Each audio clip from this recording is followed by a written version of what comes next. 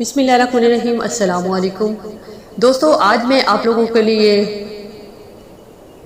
قاسم علی شاہ کی ایک خوبصورت لکھی ہوئی ایک پوسٹ لے کے آئی ہوں۔ امید ہے آپ لوگوں کو پسند آئے گی۔ ادب میں شعر و شاعری کی اپنی ایک اہمیت ہے۔ دنیا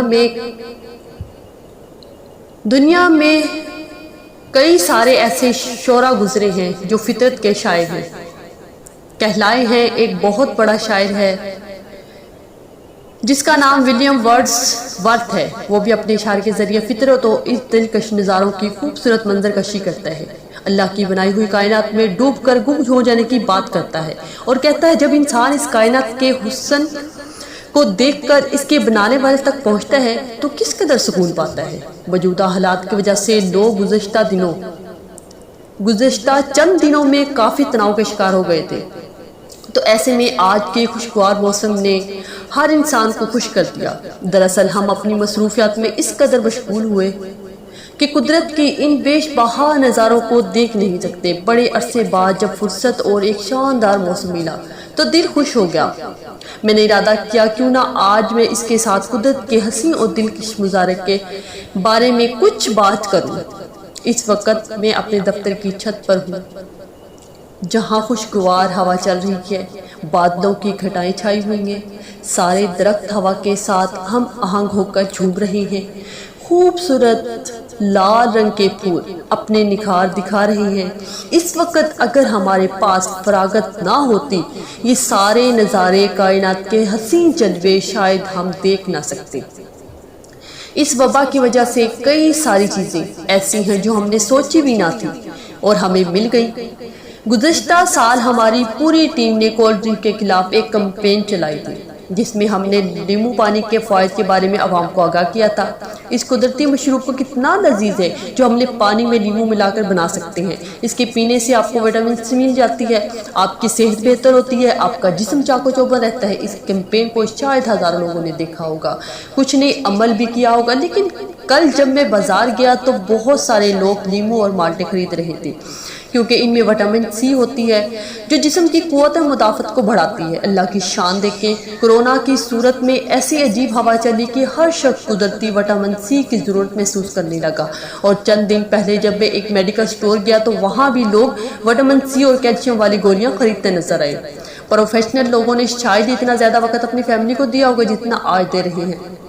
آپ دیکھیں تو مصروف کا جو ایک پورا طوفان برپا ہوا تھا، مصروفیت کا ایک جو پورا طوفان برپا ہوا تھا، کچھ دیر کے لیے تھم چکا ہے۔ زندگی پرسکون ہو چکی ہے۔ موجودہ حالات میں چائنا کے ایک ٹیچر کو کسی نے خط لکھا جس میں کہا گیا تھا کہ کرونا آیا اور چلا گیا، لیکن جو زندگی اس دوران ہم نے گزاری، اس کے بارے میں ہمیں معلوم ہوا کہ زندگی ایسی بھی ہوتی ہے، سکون، اطمینان اور بچوں کے ساتھ بات چیت کا بھی زندگی کا بھی۔ غور و خوض اور خاموشی سے بیٹھ کر کچھ پڑھنے کا نام زندگی ہے، اپنے اندر ڈوب جانے کا نام زندگی ہے، اپنا مقصد حیات تلاش کرنے کا نام زندگی ہے۔ زندگی یہ بھی ہے کہ آپ اگر اس وقت دنیا میں ہیں تو کیوں ہیں؟ آپ کے آنے کا مقصد کیا ہے؟ چند دن کے لیے دنیا کا نظام معطل ہوا ہے، لیکن ذرا سوچئے، آپ جب اس دنیا میں نہیں تھے تب بھی نظام چل رہا تھا، ایک دن آپ نے چلے جانا ہے تب بھی نظام چلتا رہے گا۔ آپ انٹرنیٹ پر دنیا کے بڑے بڑے برہان نکال کر دیکھیں، طاعون کی بیماری دیکھ لیں، 1918 میں جو وبا آئی تھی، اس سے 5 کروڑ افراد دکمہ اجل بن گئے تھے۔ ایک اندازے کے مطابق اس وبا کے ساتھ جو امراض پھیلے وہ تقریباً 10 کروڑ تھے۔ دنیا کی تاریخ میں جنگوں میں اتنے لوگ نہیں مرے جتنے وباؤں سے مرے ہیں۔ لوگ دنیا کے نظام کو پھر بھی چل رہا ہے۔ ہمارے ذہن میں جو ایک بات ہے، ہم ہیں تو دنیا چلتی رہے گی، ہم نہ ہوں تو نظام بھی رک جائے گا، یہ ایک بہت بڑی غلط فہمی ہے۔ آپ اللہ تعالیٰ کی طاقت اور عظمت کا اندازہ اس بات سے لگائیے کہ ایسا جراثومہ جو نظر بھی نہیں آ رہا، اس نے پورے کا پورا نظام ترم بھرم کر دیا ہے۔ اس برہان سے ہمیں ایک فائدہ جو ملا ہے، ہمیں معلوم ہوا کبھی اطمینان سے بیٹھ کر سوچنا، اپنے من میں ڈوبنا بڑا ضروری ہے۔ ایک آزمائش انسان کو کچھ نہ کچھ ضرور سکھا کر جاتی ہے۔ آج کے دن بھی ہمیں بہت کچھ دے کر جا رہی ہے۔ ان دنوں میں جو ایک معیاری وقت آپ کو ملا ہے، اس میں اپنے بارے میں غور و خوض ضرور کیجیے گا۔ میں اپنی چھت پر کھڑا اپنے قومی پرچم کو دیکھ رہا ہوں جو ہوا میں پورے آن بان شان کے ساتھ لہرا رہا ہے۔ یہ نظارہ یقیناً ایک مسحور کرنے والا ہے۔ میں نے پھر نظر دوڑائی تو مجھے کچھ خشک درخت بھی نظر آئے، لیکن مجھے یقین ہے چند دنوں میں جب میں ان کو دیکھوں گا تو ان میں ہریالی آ چکی ہوگی۔ اس وقت مجھے وہ نصیحت یاد آ رہی ہے، یہ وقت بھی گزر جائے گا، وقت چاہے اچھا ہو یا برا، دونوں حالتوں میں اس نے گزر ہی جانا ہے۔ ہم پر آج ایک مشکل گھڑی ہے تو یہ احساس پیار محبت دینے کا وقت ہے۔ امید کا ساتھ کبھی نہ چھوڑیے، کیونکہ انسان جب نا امید ہو جاتا ہے تو وہ نہ صرف اللہ کی رحمت سے دور جاتا ہے بلکہ اپنی ہمت اور حوصلے بھی ہار جاتا ہے۔